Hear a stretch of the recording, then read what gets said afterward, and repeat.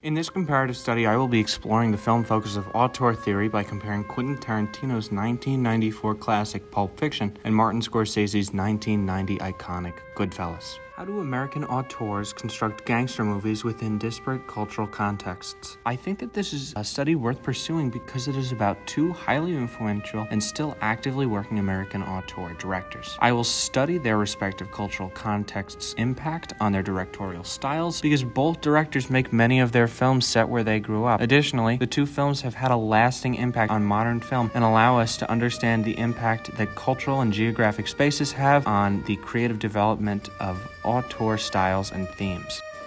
My film focuses auteur film theory.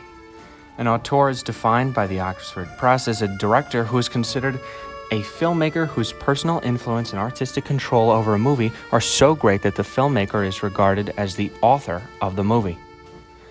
An auteur is a film director who is in complete control of the version of their film, which is often quite apparent. The American gangster genre is a crime film subgenre depicting the actions of criminals involved in mafia and gang-related activities. The genre is a modern evolution of the Western genre in that it is a modern action genre symbolizing American power during its respective time period, and is a response to the changing times and the abolition of the Hays Code. The Hays Code was the code of rules as to what was and wasn't acceptable in film. It was imposed upon American Hollywood directors from the early 30s onto the late 60s. It required them to greatly censor what the mainstream considered taboo subjects. Many of these themes being censored were crucial to the gangster genre, like violence, anti-authority sentiment, gambling, and drug use. Both films come from American directors during the 90s, but with cultural contexts vastly different through different cultural and geographic spaces. Martin Scorsese creates a film with a clear New Yorker lens.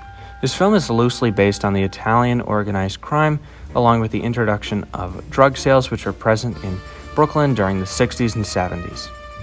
Martin Scorsese himself has lived almost all of his life in the big city and makes his films about New York stories, like in New York, New York, Taxi Driver, and The Wolf of Wall Street. On the other hand, Quentin Tarantino is a Hollywood director through and through. His films are about experiences of those in California, like in Once Upon a Time in Hollywood, Kill Bill, and Reservoir Dogs. His films include themes of drug use and graphic violence in very stylistic ways, which connects more to the context of Hollywood at the time. What I intend to compare in this study is the similarities and differences present in both films, which stem from their auteur directors' vastly different influences, rooted in the starkly contrasting urban spaces from which they come from. These differences show in the thematic elements, narrative structures, and visual construction. I will be focusing on the impact of auteur film theory and its impacts on both the films specifically, along with how they fit into the gangster genre as a whole.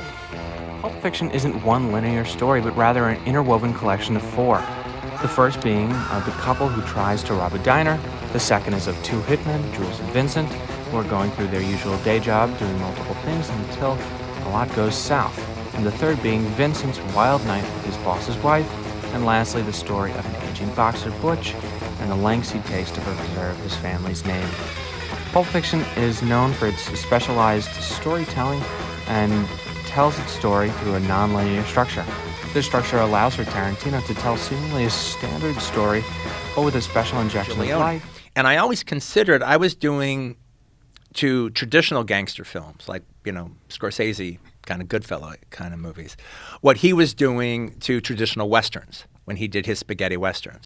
This intrusion of real life is best seen in the seemingly small and insignificant conversations the characters have. Whether it be about pop culture or the little things they notice in the world, the film is almost like that from Seinfeld. These conversations allow characters who are, for the most part, very reserved and kept to themselves to really characterize who they are. Pulp Fiction is clearly a film in love and nostalgic with the culture and lifestyle of Hollywood. This obvious influence is evident in many elements of the film. The film's Los Angeles cultural allusions are the most most apparent influence. These allusions range from Marilyn Monroe's drafty dress in the 1950s themed restaurant to the case in Kiss Me Deadly and the Pulp Fiction magazines from which the title of the film came from. Goodfellas, on the other hand, is the story of Henry Hill, who from a young age aspires to be the toughest gangster and not have to listen to anyone. He and his friends spend much of the movie living a life of power, money, and luxury. Their criminal actions, however, eventually catch up to them and force them to face the consequences. Like Pulp Fiction, Goodfellas is engulfed in a similar nostalgic feel, but instead about Brooklyn, which Martin Scorsese grew up. Growing up in the 50s, his community consisted largely of Irish and Italian immigrants, families like his. The characters in his film come from this background as well, which greatly impacts their beliefs and values relating to gangster activity.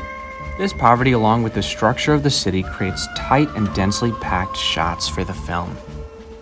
Pulp Fiction, on the other hand, takes place in essentially a sprawling and significantly less dense suburban-esque city. Because there is no sense of being cramped and having to live on top of your neighbors, rather there are spacious homes and long drives from one spread-out place to another. In these secluded and comfortable houses, drug use is rampant. Many gangster films include drug use, but Pulp Fiction does so in a unique way. During the 90s in America, there was a massive war against drugs, which included scare tactics, harsh policing, and the DARE program. These measures had little effect, specifically in California, where thousands of accidents and overdoses happened every year. For Pulp Fiction's viewing of the past, the events in the film take place in the present and are gruesome, disgusting, and desensitized.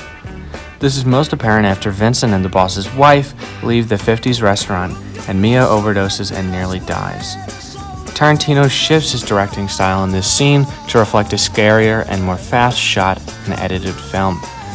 Vincent, who previously couldn't care less about anything really, is now frantically trying to save her life, and in extension his. Goodfellas makes a very similar statement about drugs, but comes down at the nationwide problem from the perspective of the Irish and Italian immigrant. The film makes a claim that one reason why the past was better was because drugs weren't nearly as rampant and destructive. Scorsese goes about portraying this infliction of drugs in a different way, with the fall of Henry Hill being more slow and very expected. The cinematography uses strong close-ups on the cocaine and faces to illustrate his intense desire and works to communicate to the viewer how far Henry has fallen into paranoia and inability to function. His fall from grace is reflective of the Italian and Irish immigrant fear of losing their lives, which they have worked very hard for in their new country. The characters' drive for these drugs and more generally power drives these characters to be brash and violent. The film makes a very different point in that it does not paint this violence as a pretty picture, and does so with cinematography and editing, which is very slow and telegraphed, making every lead up to the inevitable violence well known in advance. While both auteurs have a fairly anti-drug point, Scorsese differs from Tarantino in that he views the harms of drugs as something which people in New York are fully aware of because they have seen similar struggles and downfall before, unlike the oblivious Californians. The camera movement is limited, the editing slows, and the dialogue is pushed to the front in an unsettling way. The violence is not fun, rather, it is a sad reflection of the struggles and lack of government support for the New Yorker immigrants. Pulp Fiction's violence is more fantasized and is treated with a desensitized manner. Vincent and Jules are upset at the death of the man in the back of their car, but not because he's dead, yet rather because they have to clean up his bloody mess.